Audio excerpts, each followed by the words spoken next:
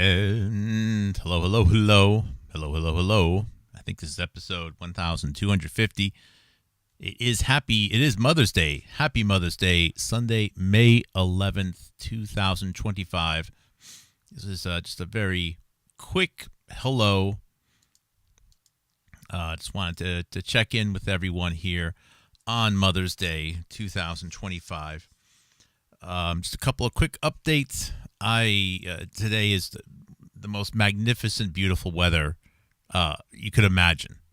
It's a little breezy. The sky is blue. It's not too humid. Everything's so green here in New England. I want to satisfy, I should say, just want to please, the mother in this household with the just getting a couple of things done. So I don't really have a lot of time right now. First and foremost, happy Mother's Day to everyone. Mothers, stepmothers. It is a day of acknowledgement. Everyone who's ever lived has a mother. So it's I don't know how much as important as anything else. Thank you, and thank you to my mom also. For everything. I don't know, for just being great.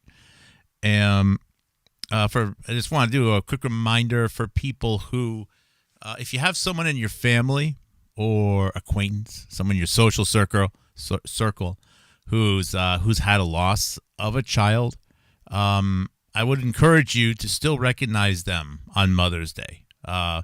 Once someone becomes a parent, they always are. There's a variety of things that can lead to loss of children. Don't feel like it's a taboo thing to bring up, or it's an awkward thing to bring up, or whatever. It is the responsibility to keep the child's legacy alive.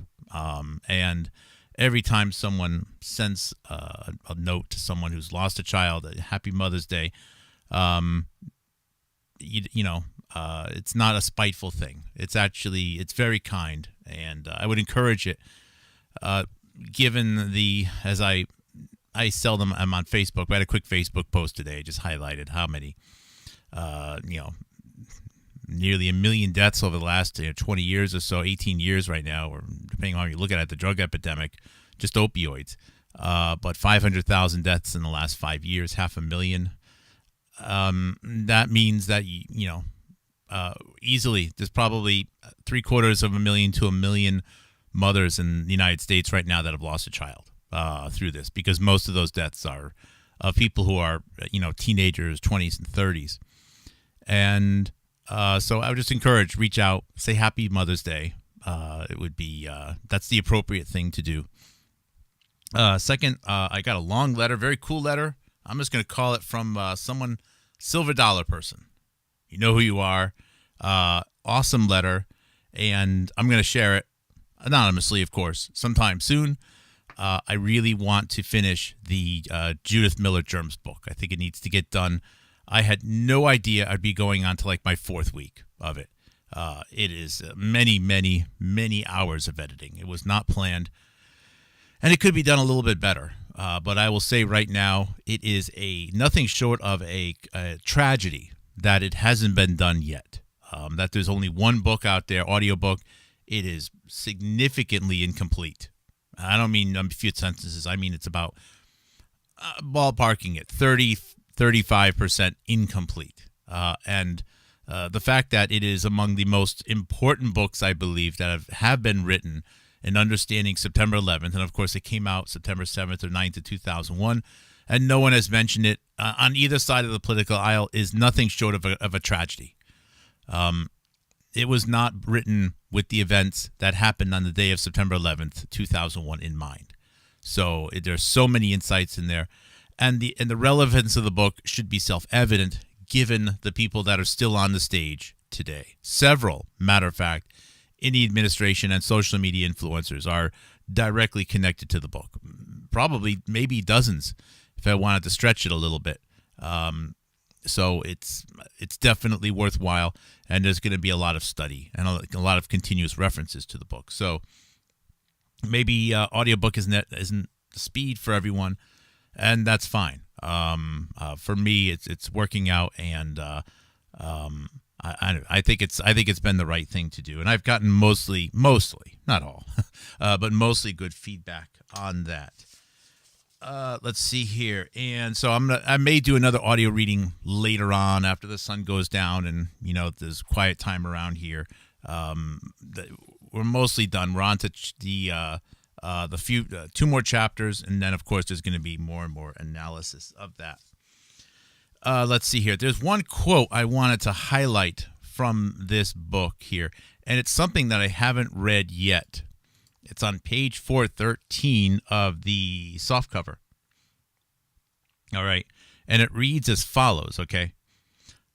A major lesson, and this is in the chapter conclusions, or I should say the future, and it's reflecting back, okay, on what was learned through these exercises of biological terrorism.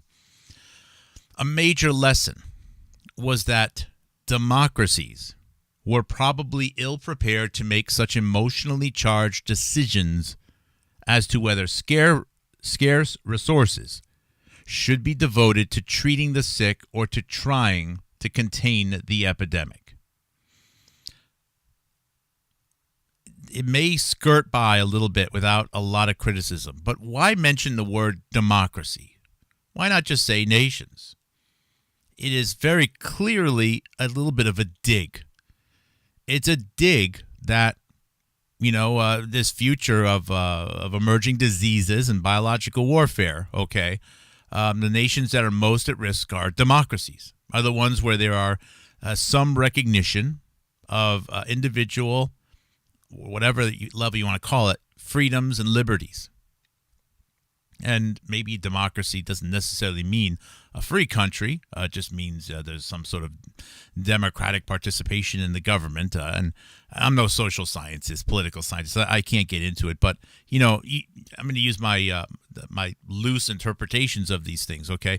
This is a suggestion that the future, and again, this is a September 7th, 9th release, 2001 book, of how this future of all of these emerging diseases, these global pandemics, and the very nature of weapons of mass destruction brings into question the feasibility of having a free society.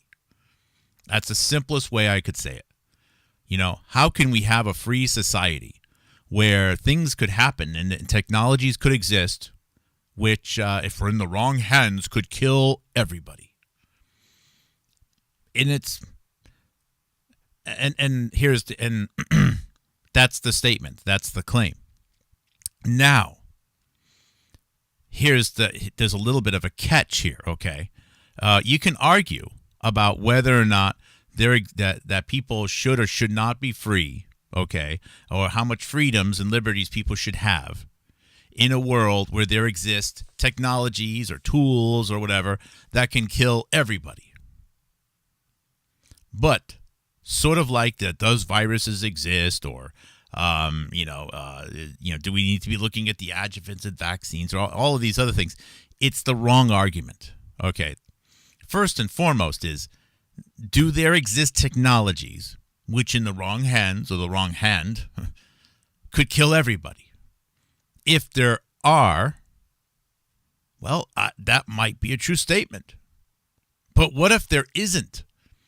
What if there really is no such thing as a weapon of mass destruction which can kill everybody? What if that's just a mythology?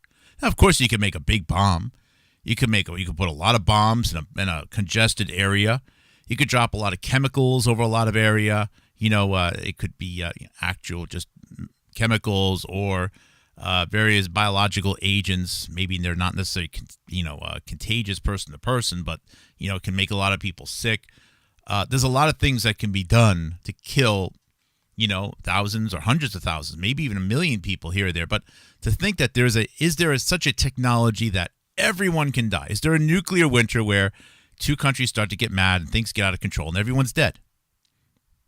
Because if there isn't, then we don't need to be having a discussion of, do democracies put the life of everyone on the planet at risk? We don't need to have that argument. So at some point, and you can see alternative media is every bit as opposed as mainstream media on this. Channels which question the very nature or existence of a weapon of mass destruction are heavily censored. Show me an example otherwise. Show me an example of a channel that has several 100,000 viewers or millions where they are openly questioning not just one type, but the nature of or the existence of any weapon of mass destruction. Do any of them exist at all? This paragraph here, a major lesson was that democracies, not nations, I guess Cuba's cool. Cuba could totally handle it. Democracies were probably ill-prepared to make such emotionally charged decisions. Wow. So, we can't handle emotional thinking in a free society. What a derogatory sentence this is. And this is towards the end of the book because this is one of the conclusions. If we can prove, or if it is proven that there exist these weapons of mass destruction, these pathogens that can kill everyone, an RNA virus that can coat the pandemic and rearrange people's DNA, or a bomb type that is just causes this ripple effect and a chain reaction. Before you know it, the entire planet is on fire. If these technologies exist, well, maybe this is a reasonable paragraph.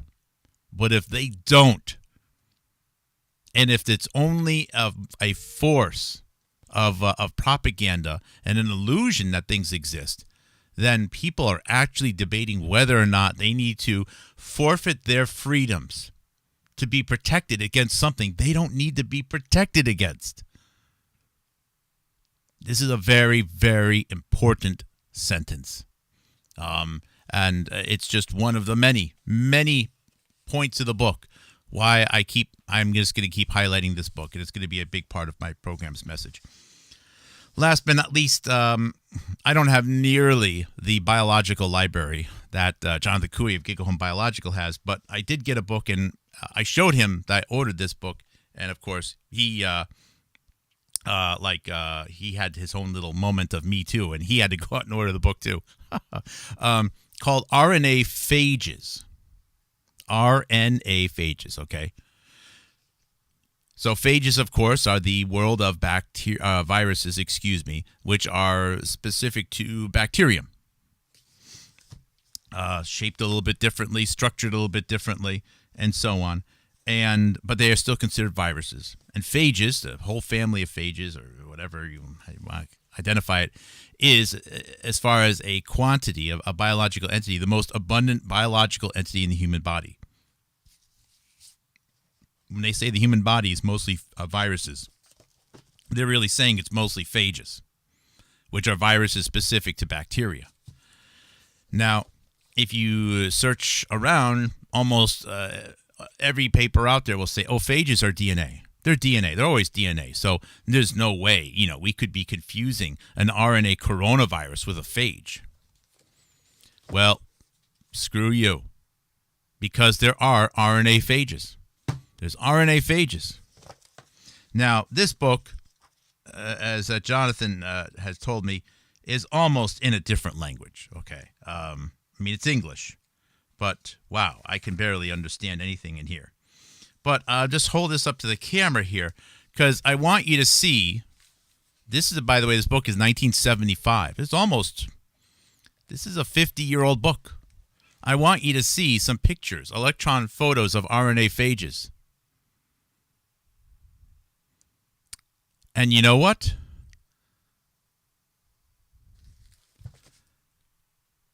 They basically look exactly like a coronavirus.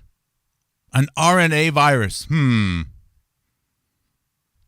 Now, there is, of course, accusations that the SARS-CoV-2 virus, can get into a cell. And it sounds ridiculous because phages, because if it was a phage, how could it get into a cell? Well, phages can get into cells. They can get into eukaryotic cells because the bacterium within our gut biome, our microbiome, communicate with the remnants of bacterium, the mitochondria within our cells, through phages which are designed to pass through cell walls.